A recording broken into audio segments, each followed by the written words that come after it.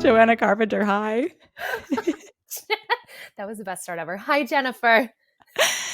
Joanna, you are the first returnee we have had on this gorgeous podcast. And anyway, this wasn't like meant to be like, how do you feel? But just wanted to let you know. I'm really honored and excited to be the first returnee because I'm obsessed with this podcast. So Thank you. when you asked me, I got very excited. Yeah, I mean, before we even dive, I'm excited to talk to you. I'm clearly excited to talk to you. For anybody who didn't listen to your first episode or doesn't know who are you today? Who am I today? Whomst am I today? So Mhm. my name's Joanna Carpenter. I use she, her pronouns. I am an actor and I'm an artist. I'm a creative person. And today I am extra contemplative and feeling a little spicy Mm. and also feeling a little liberated. Maybe that's lending to the spice. That's Okay. who I am today. I love how you had to like take a moment to be like, wait, actually though, let me not just by rote say the things that I am. You Yeah. know, I think you get Yeah. into that routine. I know for myself at least, people are like, what do you do? Who are you? And you're like, I do this, I do this, I do this. And you're like, let's like roll back for a second and be like, actually, maybe I'm not what I want to tell you.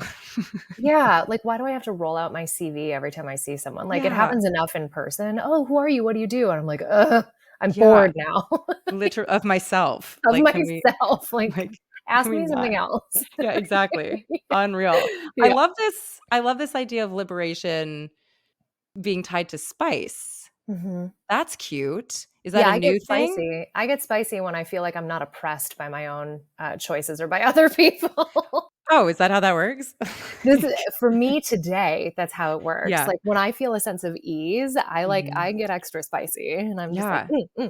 like, I how just are think we yeah, it's such an interesting thing. I think if I were to, for myself, think about liberation or freedom, I think for me, it lends itself more to like grounding and maybe Mhm, quiet. mhm, So I mhm. love the counter of spice. I will get quiet too, like, when I feel a particular sense of ease, which I kind of have lately, I do feel like it clears a pathway to really feel the ground under my feet and to breathe. Like, breath is very often the first thing to go when I feel contained, constrained, straining, pressure, stress, anxiety, whatever it is. And Yeah. so there definitely is that, but usually the final product is like Spicy Joe when the feet are on the ground. I love. No, I think that's my favorite, Joanna, personally. Spicy So, Joanna.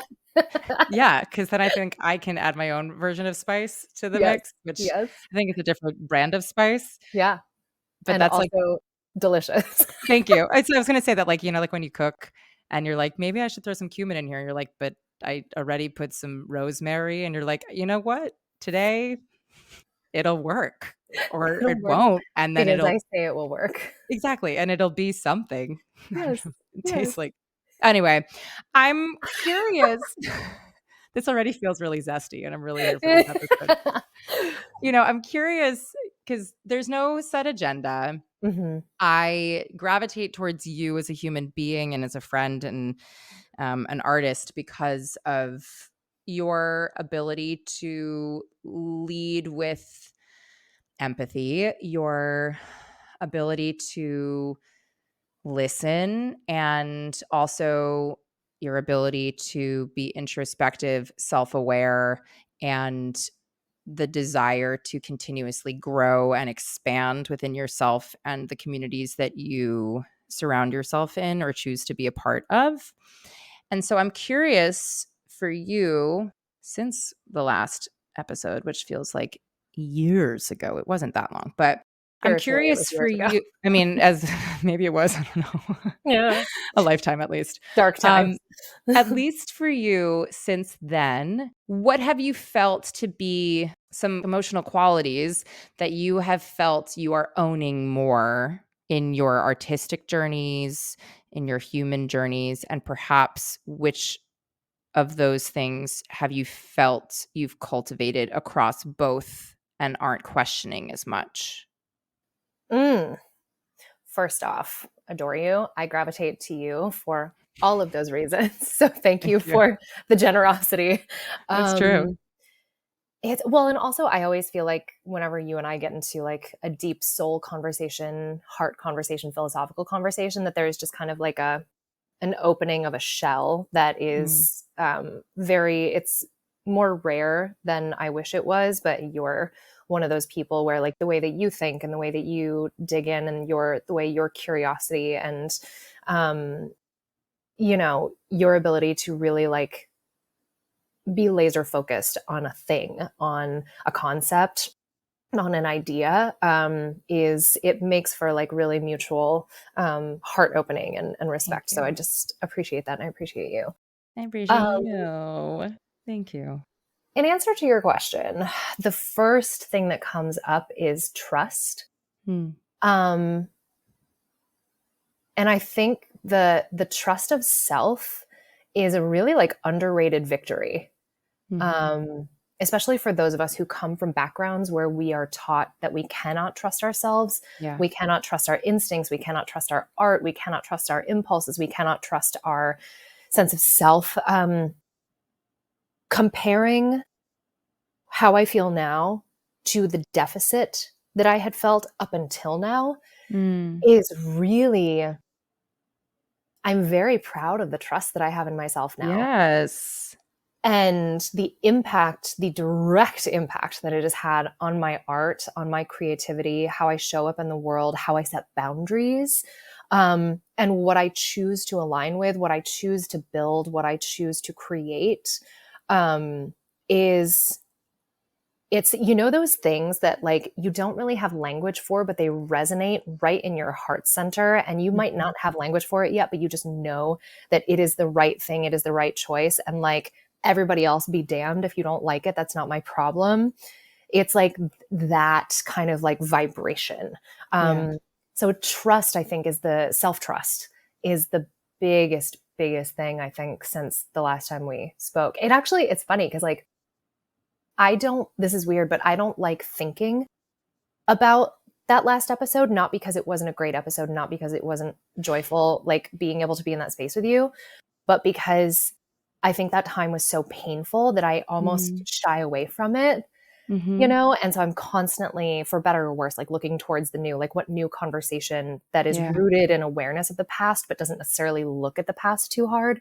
Um, 100%. that's how I'm treating a lot of like these more intimate conversations. Yeah. It's interesting that you say that about the looking back on that episode being, like, painful, and I think it's an interesting question as humans really about for me, I grapple with this, but, like, the idea of learning from our mistakes or, like, regret about things that we've done or positions that we found ourselves in, which sometimes we don't even have, like, the choice and we just, like, are in it, and how we can feel a certain way towards these things that we've experienced or, like, a time period that we've been a part of and not want to acknowledge that that was the thing that we were a part of because it was so painful or we didn't like it or whatever. Or you can look at it as like, well, if I hadn't had to go through that, Mhm. then I wouldn't be where I am today. Mhm. And I think maybe that's why I mean, I won't get a tattoo because I'm very Jewish and that's a whole other thing. But I think about like a version of my like 20-year-old self who would get a tattoo Mhm. and it's like what I would have put on my body in my 20s, Mhm. I would not resonate with at all with where I No, am now. And no. the idea of like looking at something on my body on the regular as like the reminder of where I like would be really, for me, I think triggering in some Mhm. capacity. But I Mhm. do see the flip side of like, no, I see this thing that I put on my body. Again, this is an example, but like I put on my Mhm. body in my 20s, and now this is a reminder of where I've come from and now Yeah. how much I've grown since then. And actually keeps a barometer of Mhm. one's growth. I guess I just want to offer that, like, yes, perhaps it's painful. Yes, perhaps it's a version of yourself that is not where you are now and you've Mhm. moved and grown beyond it. But to look at those times that we have documented as artists and be able to Mhm. actually see in real time growth Yeah. and movement is kind of like a really wonderful blessing, I think, about being able to see it and not just arbitrarily think like, no, I think I've grown. It's like, no, I can listen to this version of myself and not even recognize her at I would all, agree with that. Yeah, 100%. you 100%. know? Yeah, yeah, that's a really good point. So Fine. You're right all of which again. is no, I'm not trying to be right. I'm just saying, I'm just trying to give you some grace and recognizing that like that is a part of your story. And in order to have gotten to where you are now, that is a huge part of what you needed, where you needed to be, or getting through that, or whatever it is, in order for you to have the perspective and arguably the trust that you now have in yourself, that perhaps you hadn't cultivated in that same way. Um, Mhm. which is a really cool thing that you were vulnerable enough then, and now you're being vulnerable again now. And now, if we keep bringing you back every single time, you'll keep having these milestones of like, I am now a different person, and look at that. Just a renegade meat sack with feelings day That's after gonna be like day. on your website as like your little byline. Renegade meat sack with feelings. Oh, it's going in the Instagram bio Oh, I immediately. really hope it does. I really hope it does. And anybody who listens to this episode will slide into the DMs and be like, "I don't see it. Where has it been? I've tried looking on the interwebs and it doesn't exist." And you're like, Where "Look." is the renegade meat sack? Okay, so self-trust. How does that manifest itself in your body? Oh God, breathing. Kind of going back to what I said before. It's so ever since I was little, um, the first thing to go when I feel myself start to close up because of trauma or anxiety or stress or fear or sometimes even excitement, depending on what it's Mhm. excitement for, the first thing to go is my breath, right?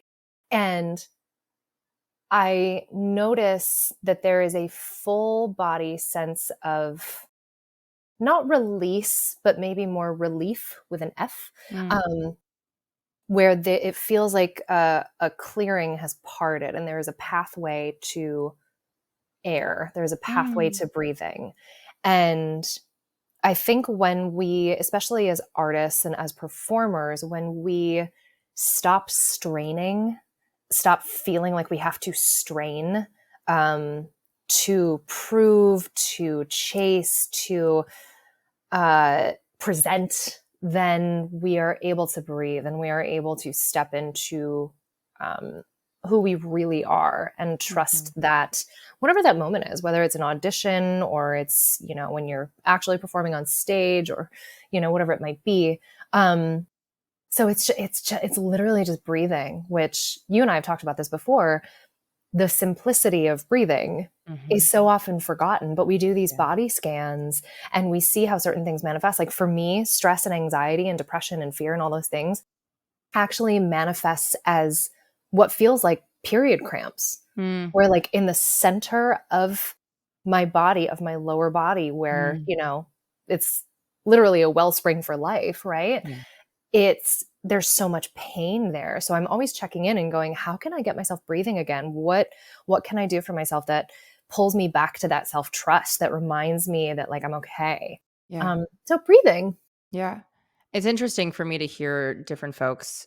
I've started to ask this question if people have been like listening linearly to these episodes. Like when people talk Mhm, about these feeling stuff, I'm always curious about where it lives, because I think we mhm, have this preconceived idea that it lives in the same place for every, like, oh, of course, well, if I'm mhm. feeling it here and it holds here, then everybody's doing. It's just, Yeah. I think it's a beautiful reminder that we are all individuals who feel things differently, and that Yeah. is all like a beautiful thing.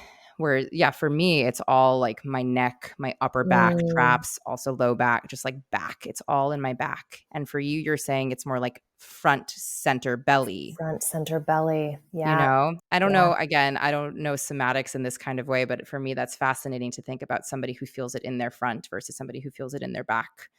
Yeah. um and again, there's no right or wrong about it. I'm just, thinking about bodies and how that probably ties into something Oh, that's 100%. just I don't know, worth noting. Keeping the score. Yeah, that book is so good. Have you've read It's that? Yeah? I The Body have. Keeps the Score for anybody I who's have. listening.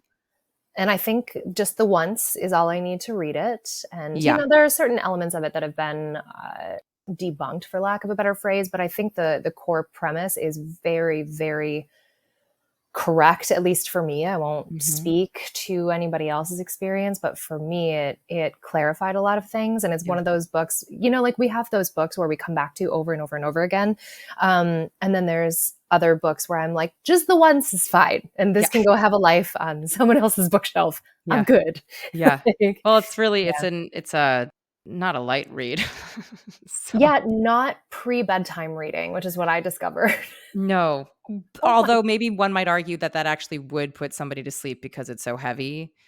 and Um, so technical. that's what I mean, where it's just Yeah, it's very thick. really thick. I think those are the kind of books now that I'm trying to put on tape so that I put them in my ear and I don't Yeah. have to, like, sit with it. I can commute with it maybe, and I don't have to. Anywho, interesting. Okay, so you feel it in your belly, you feel it Mhm, in your front, and it gives you space for breath. mhm. How have you been finding that when you access it, you are able to translate it externally? As Mm, in, when you begin to self-trust mhm, or lean into your breath, mhm. how do you then show up differently? I I mean, the top of my brain is how it shows up when I'm performing, whether that's on stage at Sweeney or it's auditions. Mhm, I am pulled back to the reason I started making art in the first place and like mhm, participating in theater in the first place. It becomes joyful, it becomes fun. I do not worry or care what people think. mhm, Um, you know, my best auditions have always been when I have made sure to come into my body and breathe and do the physical things that I need to do. Like I really like to work out before auditions. I'm very physical. Um, but my best auditions were when I have just made the assumption that I'm going to do the best job because I have prepared for it. And also the whatever I do is exactly what I'm supposed to do. And that is not only enough, as trite as that sounds, because that phrase is really overused, but it's just, I trust myself to be mhm. exactly what I want to be in that moment. And it's either going to be somebody's cup of tea or it's not. Yeah, And more often than not, when people have sensed that grounding in me and it's really just let the story take center stage, literally, um, then that's when people resonate the most with what I do. And that's when I can leave and not take a single thing personally. yeah, Like I've had auditions where I have gone in and done amazing work because I was trusting, I was grounded, I did all the things, did not even get a call back. It was yeah, almost like they could not wait for me to get out of the room. yep, And at first, of course, you're just like, what does that say about me? What does that, mhm, oh my God, is everything I do wrong? But then you have auditions where the second you walk out of the room, you find out later they were like, I know we have to do further callbacks, but she's the one.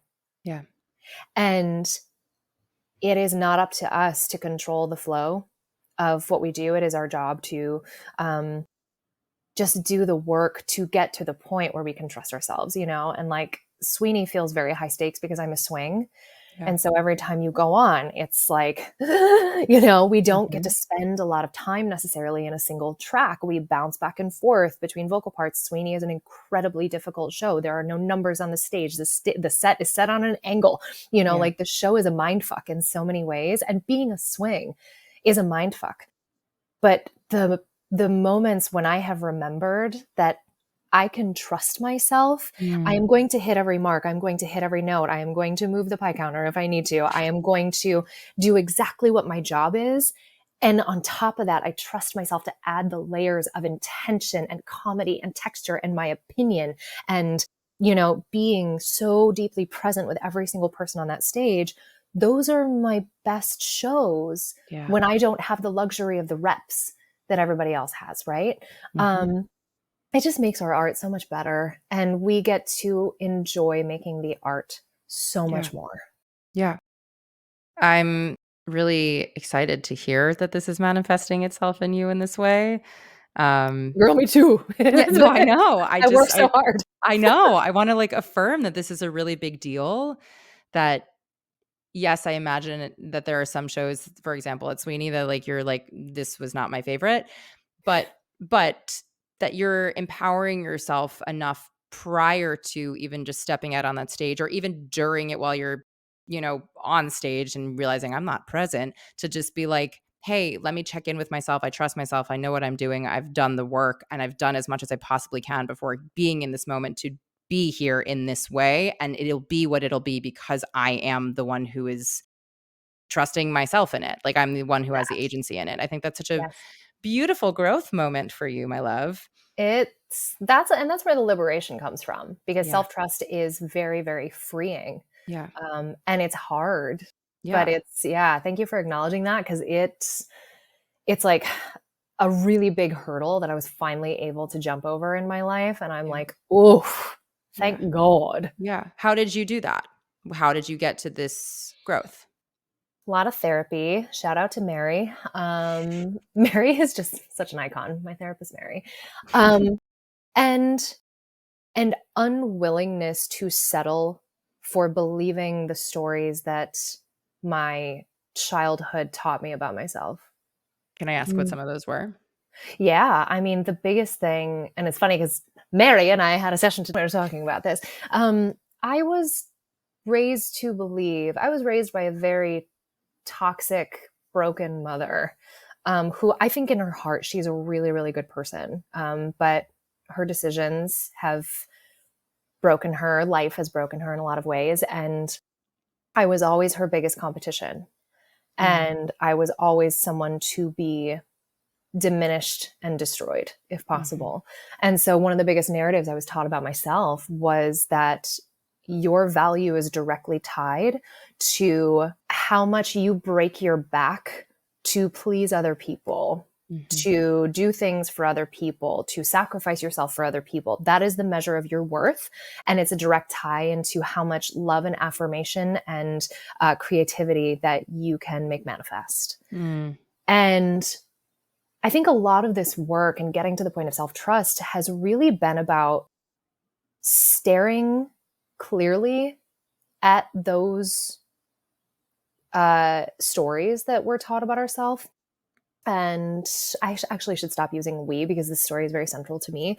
Um, I think it's about my time and my willingness to look clearly at those things and not run away from them, not numb them with alcohol or people or Mhm. athletics or whatever thing, and just be really present with those moments when there is this voice in my head going, nobody likes you, everybody thinks you're shit, don't you dare take up more space than someone gives you, and nobody wants to Mhm. give you space, and how dare you take pride in your work. And it's manifested kind of oddly for me, because I think a lot of people would have crumbled and become a shell of themselves. Mm. But I've always been a bit of a rebel in the sense that I have taken these things and gone, I am going to go out into the world and do as much good as I possibly can. Yeah. And that's making good art, that is building good community, that is educating in positive ways, that is advocacy, that's all these things that have a really good impact. And I've also, and like really good impact, period, end of sentence. Mm. And I've also come to a time in my life where I need to come back to me and spend time with those stories that I was taught about little Joanna and start to take those apart, because breaking my back for all these things, just to make sure that the world knows I'm a good person and that there are Mhm. things to care about, that there are people to care about. Um, I have not been able to take care of myself Mhm. in the midst of all of that. Um, so it's like, when they tell you that, like, there's, as an actor, that there's power in stillness, and it's Yeah. really hard to believe that, because, Mhm. like, we do musical theater, we're supposed to gesture and jazz hands and, like all these things. When in actuality, when we see somebody really being intentionally still, Mhm. that's when the most power is just like swirling around. And I've learned to be still with Yeah. these awful, awful things that I've been taught about myself and go, oh, no, no, Mhm. not true. Fake news. Mhm. So, Yeah. Well, thank you for sharing that and being so vulnerable about that. Um, I would wager that you are not the only one at I bet I'm all not. I bet I'm not. who has felt, is feeling, is going through feeling, um, that they have either overexerted themselves or given more than they had in their cup, or put themselves on a step below somebody else in order to prioritize somebody else's needs that for themselves or others deemed more quote unquote important. Mm-hmm. Um, I think this navigation of, I'm going to call it like self prioritization, Mm-hmm. just for the sake of this, has a bad rep It does. because, and I'll speak on behalf of myself, like taking up space um, is something that I think I did as a kid. I know I did as a kid. And then there was some point in my life that was quote unquote too much.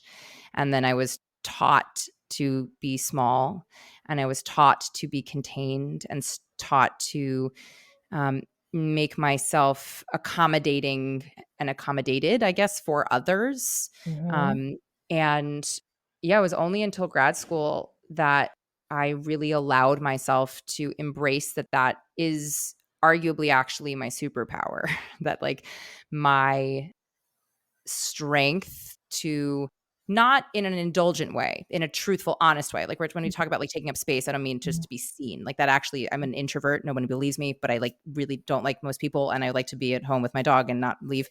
But I know like, I this mean, about yeah, I know you do. But like taking up space in an honest way, in a way that is about the collective, not about myself. That is what I'm referring to. And I think there really was like a aha moment for me in grad school of like, actually me not standing in my own power, me not taking up space that is truthful to who I am, is actually making other people probably more uncomfortable, because they, if they're being intuitive, can sense that I'm not being truthful, first and foremost. I'm not Mm-hmm. allowing other people to take up space for themselves, because that is arguably like what we, I hate the word should, but should all be doing in space, is like everyone's just owning themselves.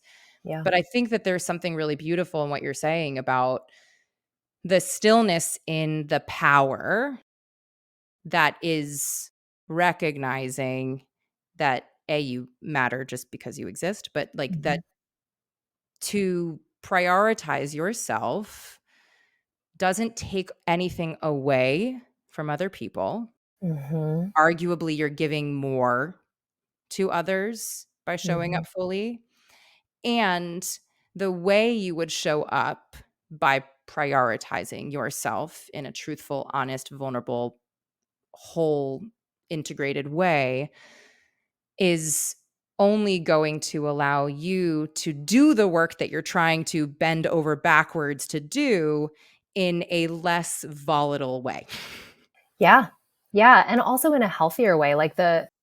I will say for myself, like I'm about to go on vacation and I unapologetically splurged on a stupid hotel on an Yes, you island in the did. Caribbean, and I'm very excited about it But also, you haven't taken a vacation. in over 2 years. Right. And Why wouldn't you do that if you could? because Jen, when I tell you, I have fought with myself an I internal say that battle. actually, I mean, like, the second that came out of my mouth, I'm like, "Actually, Jen, you probably wouldn't either, so, like, why are Yeah, you asking that yeah, question?" yeah, yeah. Pot, meet, kettle. But Kind of. I had to go back and forth with myself for several weeks to Mhm. convince myself that I deserved to take this vacation Yeah. while simultaneously operating at a level of burnout that is deeply unhealthy. Mhm. And, I think we've spoken about 86 The Barrier, this ENL program that I created for asylum seekers, Spanish speaking asylum seekers in New Mhm. York City. And we just got done with a big cycle that's been the last few months of my life. And, you know, Which we is were able so to, freaking impressive, and I know we're not here to, like, brag on you, but, it's fucking brilliant and you're dope and you're anyway, but carry on. Yes. I'm very proud of what this team was able to accomplish. Like my teaching team are really extraordinary human beings. And Mhm. I watched them change lives Yeah. in real time. And I watched people who came to us traumatized Mhm. and caught in a system that is so, so broken. I watched them self actualize in real Mm. time. And we were able to get, with the help of my fiscal sponsor, we were also able to get several of my family's legal help with their asylum cases, which are the asylum process is currently backed up by anywhere from 5 years to a decade. Yeah. People are just lost in the system. It's really, really awful. But language and legal and, all these things. And, as I was gearing up to build a cycle 2 of 86 the Barrier, one of my teachers, who is an amazing, she coaches Latina like women entrepreneurs. She's Mhm. incredible. She's a brilliant teacher. She put a hand on my shoulder and she just said, "You cannot save everybody." Yeah. And that really gave me pause because I realized that it wasn't just within the microcosm of 86 the Barrier that I was trying to do that. It was my entire life. Mhm. And, this goes back to the beginning of the conversation. Like I literally asked my therapist today, who am I if I am not spending my days in service of other people? I Mm. don't know who I am. And I've tried to go back to some sort of deeply embedded childhood memory of before I learned how to value myself based on how much service I provide to others. And I don't remember. And Yeah. maybe I will, maybe I just need to take some mushrooms, just like have a minute. But I don't remember what it is like to choose me. So when you talk about self-prioritization, it is, yes, unapologetically spending a lot of money on a luxury hotel in, the Caribbean, but it's also recognizing when somebody comes to me with a rant or a problem or something, and they might not necessarily even ask for my help, but my first impulse is to leap into action Yeah. for that person to fix it. And I was just like, who am I if I'm not doing this? And all I Mhm. know is I can't do this anymore, Yeah. not just because nobody's taking care of me, but because I'm not taking care of Right. me. What does the power of that stillness look like? And I don't know. And she gave me the really shitty answer, which she tends to do, which is she's just like, you've just got to practice it. And I'm like, well, Mary, fuck, fine, but like sitting in these moments when I feel that impulse Mhm. to serve, to fix, to whatever, what happens when I trust myself enough to Exactly. go, you're good. You do not have to jump up. Maybe somebody just wanted to be in your orbit or just Mhm. happened to be passing by. Yeah. You cannot save everyone. You cannot fix everyone. That's Yeah. not your job, Yeah. And it's Yeah. like, whoo, girl, whoo, girl. Yeah. Thank God for Ooh. ice cream because I Oh, am yeah. just, Oh, yeah, the most. Our little chocolates in my freezer, those are great. yes, yes, Um, yes. I hear this connection now between, um, self-prioritization and the Mhm, trust mhm, and how they're actually interlinked, mhm, how it's, okay, I can separately work on trusting that myself when I feel that in for you, your belly front gut area mhm, and connecting that to, okay, in this moment my gut is telling me to do this thing. Perhaps this actually isn't necessarily linked to prioritizing myself. It's actually um, me in like the routine of what I've known. mhm. Or perhaps there's actually something in there that's even deeper than what you are used to feeling of like actually there's different tones and levels to what I'm actually tuning into Yes, here.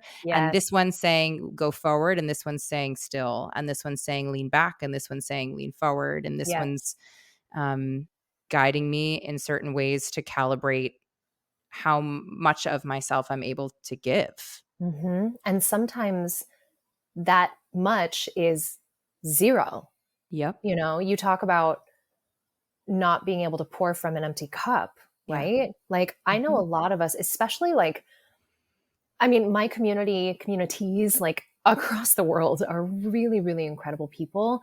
And I know, especially a lot of really strong, impactful, powerful women in Mhm. particular who are asking these same questions Yeah. and going, what am I sacrificing and why? And why do I feel so guilty living my best life? Like, if I'm being fully transparent, and I know this is because of what I was taught when I was younger, because my mom spent so much time competing with me, the amount of times I have felt guilty for reaching a goal that I have had since I was a little Mm. kid. I have always wanted to be on Broadway. I have fought so long and hard to get to where I am. And now I'm in this show that I love with so many people that I love, with a creative team that I respect and admire. And it's making me so much better at my job Mhm.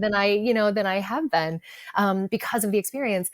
And yet I get these flashes where it's like, oh my God, I don't have the right to be here because you Mhm. know, I don't, what's so special about me? Mm. But I've enacted a practice where like I take a step back and it's like, baby girl, that's not your voice that's Mhm. asking that question. That is the voice of your past that was fed to you by somebody who was supposed to have your best interest at heart and did not. Yeah. That person that was supposed to be the most proud of you, rooting for you the most, who has not acknowledged that I have made my Broadway debut, I'm mind you. sorry. Um, but it's it's that practice of recognizing exactly what you outlined. What is the push? What is the pull? Whose voice is it actually Exactly. that's coming in? And very often, we, especially if we are empathetic creatures, like so many of your listeners are, and so many artists are, we don't allow ourselves the chance to step back and say, is this my voice? Is this Mhm. real? Or is this something that I may have been taught about myself that I That can examine, that I can that part. re-examine, you know? Oh, yeah. Oh, yeah. Ugh. The learning and the unlearning of it, and in the process of doing that, I it's like, I feel like we're very good at I'll speak on behalf of myself. I'm very good at gaslighting myself. Oh my God, it's so good. It's so You good at know, being like, "Okay, it. well, you did that, but, like, why? I mean, clearly you're not X, Y, and Z." Or the imposter Right. syndrome starts to, like, own the gaslighting verbiage, and you're like, "Well, Oh, therefore, I yeah. don't deserve to be here." And, like, I've Uh-huh. I feel like have gotten more curious, really, as opposed to judgmental about this in my own psyche, about like how are you so adept at like telling yourself these things, and how is I call her the little fucker, or it was a him. It's so interesting that I've changed the gender in this moment. Wow, okay, well, here we Interesting, are. Her. interesting. Um well, I'm so I'm having like I'm gonna Yeah. have to call my therapist to talk about that one. Um 10 out of 10 recommend. yeah, literally. But having how I've become so good at that, Yeah. and really practicing when I am telling myself I suck, or when I'm gaslighting myself into thinking that I did or did not do certain things, or you deserve to or not to, whatever, all of that, Mhm. to remember that that isn't necessarily me. That's this little fucker on my shoulder telling me all of the things that wants to keep me small, going back to our Yeah.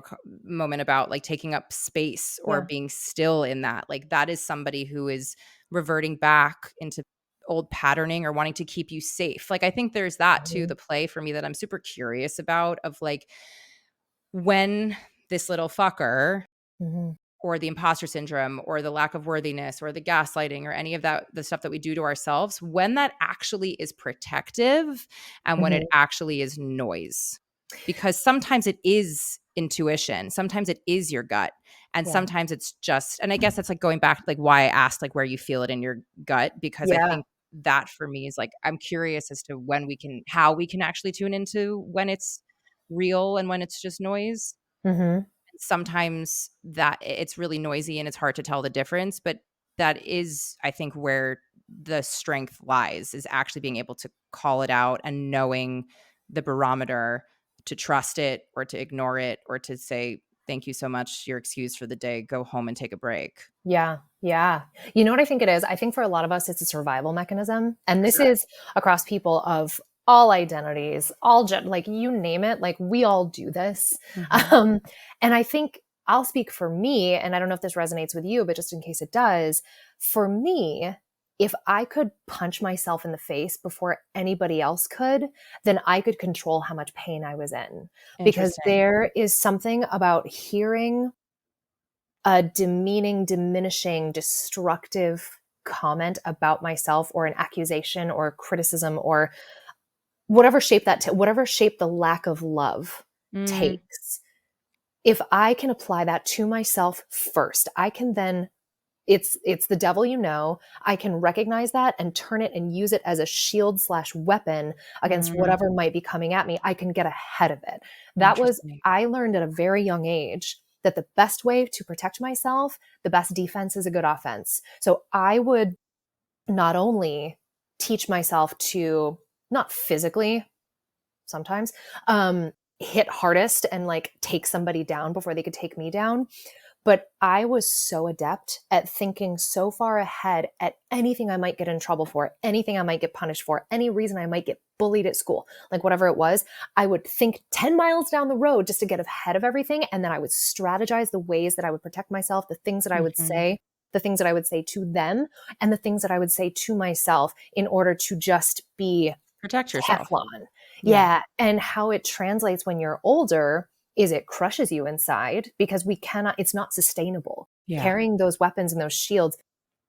I think that when we learned how to use those, whatever self-gaslighting and, whatever it was, I think we learned how to use them and they were of service to us Yeah. to a point. I just know for me personally, I would rather crack my heart open because I am safe inside myself Mhm. now. I am not handing my safety, I'm not handing the decision and the direction of my safety to anybody else anymore. Yeah. And that happens at different points in our lives. But I do think these things that were survival mechanisms do hit a point where they don't serve us anymore. And that's okay. It's not about Yeah. judging them, it's about observing them and recognizing when you can lay that particular tool down. Yeah. Yeah. Oh, I resonated so much with what you were just saying, especially you didn't say it in this way, but like the idea that the things that no longer serve you, it's okay to put down, Yeah. Yeah. and move through or adapt or change. I Hmm. feel, I hadn't really ever used this like self-prioritization verbiage before. For me, I think it's kind of in some ways synonymous with self-care, and like Yes. what it actually means, not what the world has told us it means, or Correct. consumerism and commercialism has Real made us. self-care is not a multi-billion-dollar industry. Exactly. It's like actually looking inward and doing what you need for yourself in order to Yes. feel okay, whatever that means to Yeah, you. go touch grass, Jesus. Yeah, exactly. Yes. Or do other things, Everybody whatever, it just go yeah, touch grass. please, please, immediately. But I think it is what you're saying in that, like, in order to prioritize yourself or care Mhm, for yourself or be honest or truthful with yourself or trust yourself, again, like, words hold meaning and some mhm, words don't hold meaning for other people. mhm, Um, I think in order to do that, it really is about, yeah, looking back to these things that were so good at protecting us mhm. when we were younger and reflecting on them, being grateful to them to getting us to where we are today. Yeah, And then recognizing that it's okay to say thank you so much, Marie Kondo the thing, and put it to the side. And that doesn't take away from the fact that it protected you for so long and allowed you to become who you are. And now you've outgrown it and you can see it for really all that it is and put it to the side so that other voices can be a little bit louder and take up more space. yeah. And arguably, in my mind, I think in those growth periods, of which frankly I feel like we are always in, or I'll speak for myself, I am Mhm. always in one and want to continue to be in one till the day I Yes. die. Yes. Um, I think for me it's the softening in it, Mhm, the vulnerability in it, which is strength, the mhm. understanding that I don't really know anything, which is humility, Yeah, which is, the knowledge that I will continue unlearning and um, being unsure, which is curiosity, yeah, and how all these things that can easily be detriments to my life or my philosophy or the way I move through the world are also the things that are allowing me to see the world in a different way so that I can show up in a different way more fully. Yes, 100%. And recognizing all of those things as either an obstacle or a tool, or an obstacle that was once a tool, Yeah, right? Like throwing them in that category. Oh my God. Can I tell you a quick story? of course, Okay. always. Have you ever done a burning ceremony? Okay, before I even answer, what do you think my answer is gonna be? Yes. Really? Yeah. You think I've done a burning ceremony? Yeah. What kind of burning ceremony are we talking about, first Where and do you, foremost? okay, I'll tell you a story. Okay. So this is recommended to me by my friend Asa, who is a brilliant healer and just like a psychic and just really, really wonderful. But he suggested this a couple of years ago, and it took me like a couple of years to get to the point where I was ready for it. But then I realized, going back to what we were saying, is that like the stories that I've been told about myself used to be tools because I could turn around and weaponize them either against myself or against other people to stay protected, but they were now an obstacle. Mhm. And I could not see beyond them. I could not see beyond these stories to even envision being on Broadway, Yeah. making 86 a barrier happen, continuing to build my community. So, what I did, and this was like totally impulsive, but it was also, I was breathing so clearly in that moment that that was how I knew I was exactly right. I wrote down every awful thing that I had ever Mm. been taught about myself. And when I tell you that I filled in small writing 3 full notebook pages, and this was like 8.5 by 11 ruled pieces Yeah. of paper, wrote them all down. And then I cut them all into little pieces so that you could see everything awful on every piece of paper. And I took them outside, and I have like a gigantic shell that I got from one of the big beaches I was on in Europe, because Okay. I always collect shells when I'm at the ocean. And I piled them all into this gigantic shell and I burned them. And right as the fire was like diminishing, this huge gust of wind came and just scattered the ashes everywhere. Wow. And I sat and I just sobbed. And Mm. that was the first time in my entire life that there was silence in my head. Mm. It was like all of these voices that I've carried with me for so long, the voices of other people telling me who I am, what I'm worth, what I'm not worth, what I'm terrible at, why I'm unwanted, why I'm unloved, why I'll never be on Broadway, blah, blah, blah, blah, blah. All of these stories, I had literally burned them away and they Mhm. haven't come back. And so it's been a matter of then having the clarity to analyze the content that still leaves residue, even if it's not, like Yeah. screaming in your ear, analyzing the content and slowly picking it apart. But there is something to, some people might be like, a burning ceremony sounds really fucking stupid. And I'm like, honestly, understandable. Like, totally got that. It was not in my like pile of things that I go to self actualize, but it was what needed to happen in that moment. And there was something so cleansing about Mm. it that I think, going back to what you were saying, recognizing these things and the light and dark side of all of the things, and when they serve you, when they don't, when they have served you, when they're not anymore, being okay with that, Yeah. being okay with that acknowledgement and saying, what can I put to the side? What can I thank and say, you were really, really helpful to me once upon a time. You can rest now. I don't need Yeah. this. Right? Yeah.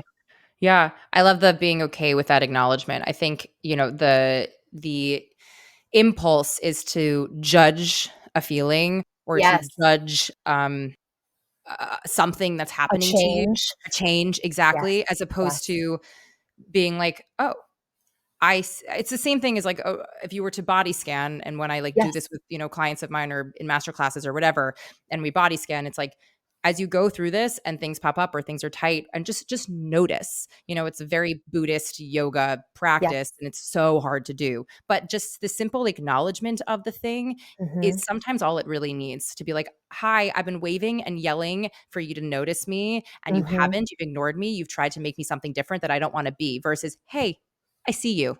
I see Yeah. you. Right now isn't the time. I'm Yeah. gonna put you to the side for a sec. We'll deal with you eventually. Or Yep. maybe Yep. not. But, Maybe we like, won't. maybe we won't. Maybe I don't have the capacity or ever really want to, but I'm gonna tell you that I will, so that you Yeah. just chill out for a moment, sit to the side, Yeah. and, I can now navigate through another thing that I actually want to prioritize in this moment. Mhm. Um, yeah, I think that is such a wonderful thing of like, yeah, being able to hold these things simultaneously. I know we're talking like Mhm. very abstract about like feelings and whatever, but I think, yeah, being able to see something for the dark and the light and being able to Mhm. hold both as neither good or bad. Yes. They just are, Yes, and yeah, then, and the non-judgment part, I feel like yeah, is really hard for a lot of us. Because, like, how often do yeah, you have a feeling that feels really right in your body and you immediately judge it? You immediately 100% all the delegitimize time. it, right? Yeah. Especially as artists, especially as creatives, because we don't have the safety net of affirmation of our good work very often. No, Like, or we even don't have or again, even the acknowledgement that it was received. acknowledgement. Like, I think Yes! it's that. There's so much that goes into, like, the void, the Yes. nebulous little void, and it's arguably sometimes really beautiful work or, vulnerable parts of yourself, and you just don't even get acknowledged that you've given it, and that Right. in of itself can drive you wild. Um, Absolutely let wild. alone the next step of, like, "Oh, I'm not now I know you've seen it, but now I'm not getting affirmed for it, or I'm not Right. getting, validated for whatever I've given."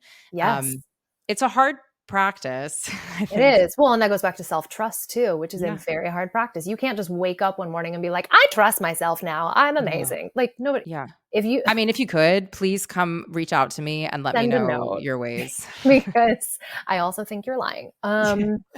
Yeah, and it's but the hardest things, like that sensation of getting squeezed through a straw, which was like Mm, all of last year for me, yeah. getting squeezed through a straw, you come out the other side and all of a sudden the air is different Mhm. and it feels better. And knowing that, like what you were just saying, like these things are not simply good or bad.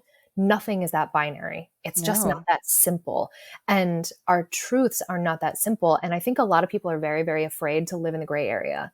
They are very afraid Yes. to not land solidly anywhere. I am. There are so many times when I'm like, must have concrete information. Yeah, but And sometimes, arguably, like, you're literally doing I'm just gonna affirm, not that you asked, but I'm affirming that you're doing that right now in this conversation that has no, like, agenda, right? Like, we will yeah, not have surprise, listener, like, we don't have there's no, like like, result, I just but, like, we are living completely in an abstract yeah, gray area just to even talk about these things. yeah, But I don't know if it's, like, helpful to reframe it as, like, the gray is still gray.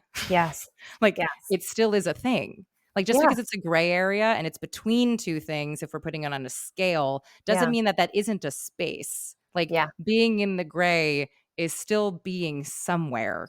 I And know the that's gray also is abstract, but It is, but also I feel like your listeners would be on board with that, like the maybe not. gray is where the we'll find out. Um, we we forget that the gray is where the magic happens. The 100%. unknown is where the magic happens, right? And it's so scary to just like push your own raft away from the dock. Yeah. Like that's been my metaphor a lot. Like I just need to like push my raft away from the dock and turn and face the ocean Why is it because a raft and not a boat? good question. Oh God, I don't know. And I mean to debunk, like, this beautiful thing that you've Yeah, been, like, using as, like, your thing. I'm yeah. just wanting to again, not that you asked, but, like, when I hear raft, I hear, temporary.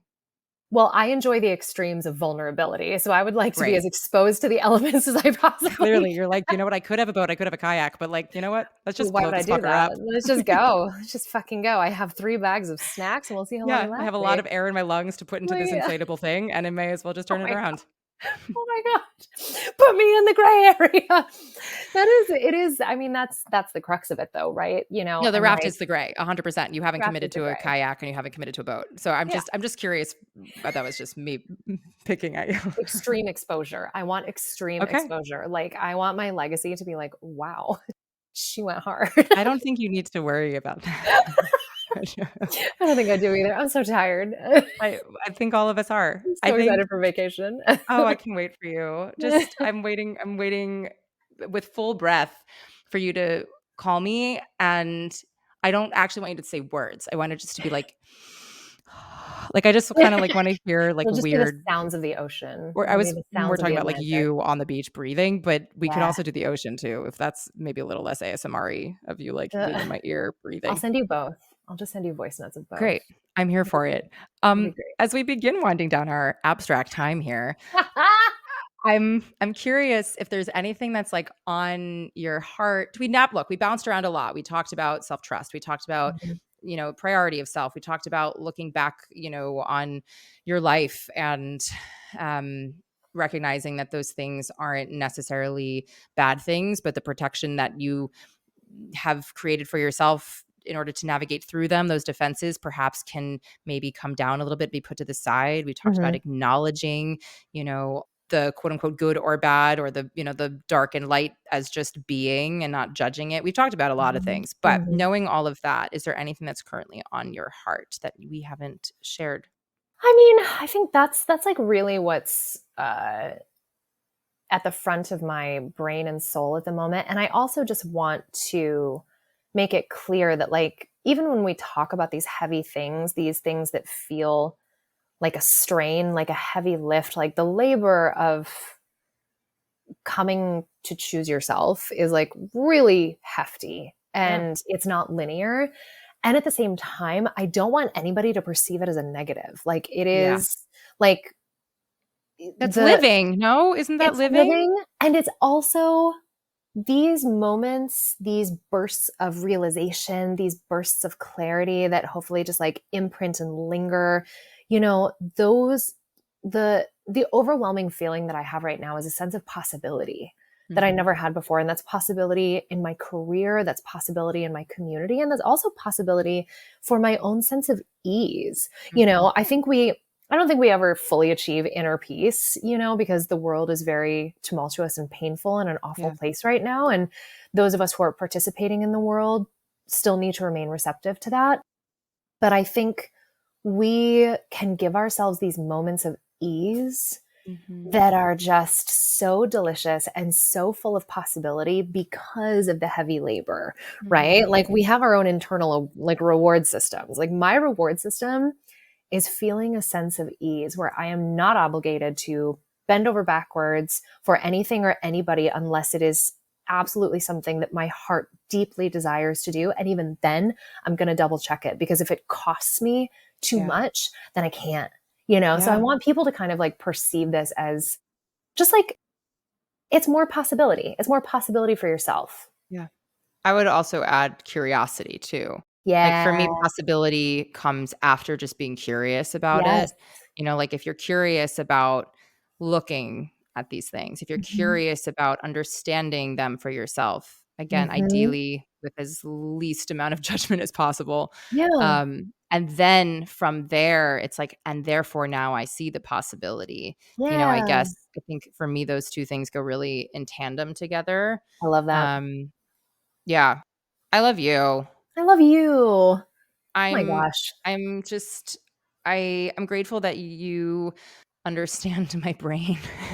I right back at you. It's just we call this a And winding path. yeah, and that, some people can hang with the way that my philosophical brain works, and some people it's not their speed, and I don't care, but Yeah. it's nice to be in a space with somebody who is willing to go on the abstract philosophical journey that I go on in my own brain. Yeah. It's nice to not be solo in that. So thank you for riding this with me and doing so in, as always, an incredibly vulnerable, and open-hearted, curious way. So I'm just grateful to you. I'm grateful to you. Yeah. Always down for the winding road in your brain. For anybody who wants to keep up with you, to follow on your journey, to work with you, what within your boundaries is the best way for people to reach you? Instagram is great. I actually I deactivated Facebook a couple years ago. I deactivated my website about a year and a half ago. So really, unless you have my number, the best way is Instagram. And I share a lot on there. I also share things that I feel like are just silly ding dong little things because I am a ding dong, and Mhm. Sweeney stuff and some 86 barrier stuff, and yeah, so Instagram, and that is at the Joanna C. Perfect. Thank you. Yay! Thank you.